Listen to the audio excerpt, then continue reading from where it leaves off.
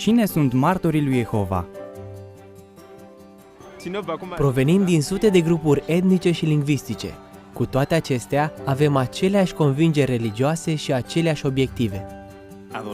Ne închinăm lui Jehova, Dumnezeul Bibliei și Creatorul tuturor lucrurilor.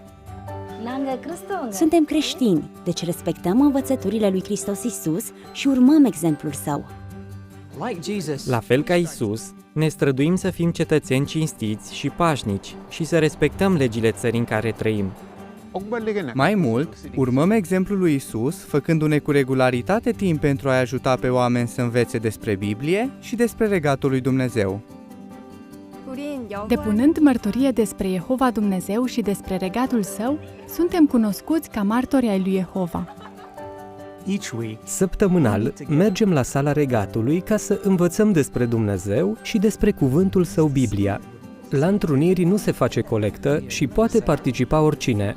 Vă invităm să ne vizitați. Pentru a găsi o sală a regatului în apropiere, vă rugăm să acceptați o invitație din partea unui martor al lui Jehova sau să căutați pe site-ul jw.org.